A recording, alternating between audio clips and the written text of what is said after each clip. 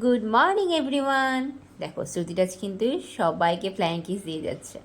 শ্রুতিরাজের exam start হয়েছে জানো তো, তাই আমরা খুব ব্যস্ত আছি, পড়াশোনা অনেক চাপ আমাদের, আর তাই রেগুলার ব্লগও দিতে পারছি না। তো ভেতরে এক্সাম চলছিল আর বাইরে আমরা অনেকেই বসেছিলাম, ওয়েট করছিলাম যে এক্সামটা তাড়াতাড়ি হয়ে যাবে, হয়ে গেলেই সবাই বাড়িতে নিয়ে চলে যাবো। আর প্রচণ্ড গরম, এই তাই আর বাড়িতে যাইনি, এখানেই বসেছিলাম। কেমন হলো বাবা এক্সাম? হ্যালো। ভালো হয়েছে? কি আসছিল? কি আছে? আপনি লেখাবে না এই জন্য। হ্যাঁ, লেখাবে না এই জন্য। লেখাবে না এই জন্য? কি কি আর রিঅ্যারেঞ্জ আসছিল? হ্যাঁ। তুমি সবগুলো করছো একা একা? পারছো তো? ম্যাম কি গুড বাই বলছে? গুড বাই বলছে? ওইটা কেমন করে কথা হচ্ছিস? হ্যাঁ, আর গলটা টিপে না একদম মানে খাই নিবো, আমি বলে দিলাম খাই নিবো, একদম খাই নিবো, দুষ্টু ছেলে। তো আজকে ছিল ইংলিশ এক্সাম, কালকে কনভারসেশন আছে। তারপর দেখলাম আমার একটা পার্সেল এসছে, তো পার্সেলটা খুললাম। পার্সেলে ছিল নাইকার একটা পার্সেল, কিছু প্রোডাক্ট অর্ডার করছিলাম। কিছু লিকুইড সিঁদুর ছিল, লিপস্টিক ছিল, একটা টোনার ছিল, সিরাম ছিল, এই সমস্ত কিছু। সামনে পুজো তো, তাই একটু টুকটাক শপিং করেছিলাম। আর বিকাল হয়ে গেছে, এখন শ্রুতিরাজকে ডাকছিলাম ঘুম থেকে ওঠার জন্য, কেন মিস আসবে আবার পড়াতে। একবার ঘুমোলে উঠতে চায় না, আর ঘুমানোর জন্য কত জোর করতে হয়। অনেক ডাকাডাকির পরেও শ্রুতি উঠছিল না, তাই ভাবলাম যে এই ফাঁকে আমি একটু সেলাই করিনি। ও থাকলে না মানে সেলাই করাই যায় না, সুতো ভরাতে পারি না, সুচ নিয়ে নিয়ে দৌড়ায়, কোন সময় ওর গায়ে ফুটে যাবে সেই ভয়টাই পাই সবসময়।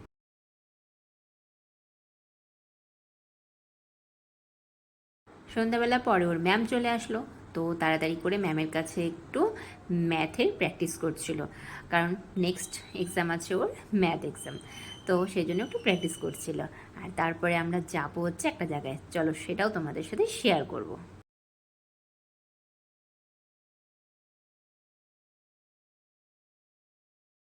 তো আমরা এসে পড়েছি ওর ম্যামের, আবৃত্তি ম্যামের একটি প্রোগ্রাম দেখতে। দেখো, তোমরাও দেখো, তোমাদেরও খুব ভালো লাগবে।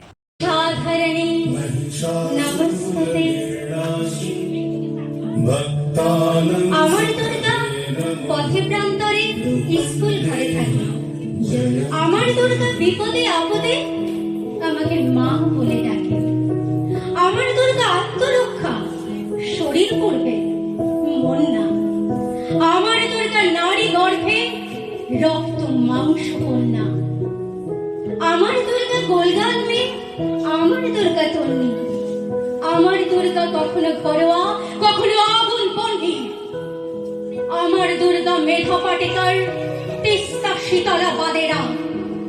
আমার দুর্গা মোম হয়ে জানে অমাবস্যা রাতেরা। আমার দুর্গা মণিপুর ছুড়ে নগ্ন মিছিলে হাঁটে। আমার দুর্গা কাস্তে হাতুড়ি আউশ ধানের মাঠে। আমার দুর্গা ত্রিশূল ধরেছে স্বর্গে এবং মর্তে।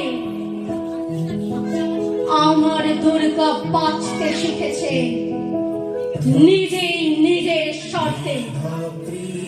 আন্দোলনে, উগ্রপন্থে, শিক্ষাব্রতে, কর্মযজ্ঞে, রান্নাঘরে, আতুর ঘরে, মা তুঝে সালাম। অগ্নিপথে, যুদ্ধ জয়ে, লিঙ্গ সাম্যে, শ্রেণী সাম্যে, দাঙ্গা ক্ষেত্রে, কুরুক্ষেত্রে, মা তুঝে সালাম, মা তুঝে সালাম, মা তুঝে সালাম।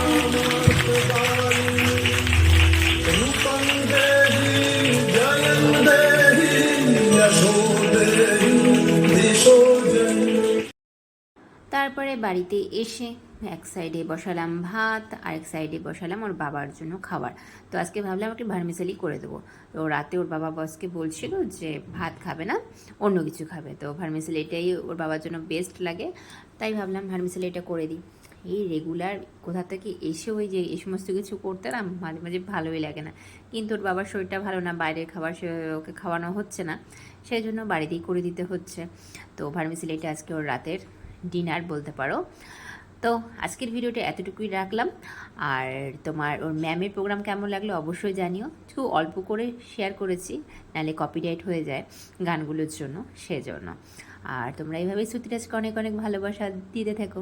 সবাইকে টাটা, সবাই ভালো থেকো, সুস্থ থেকো।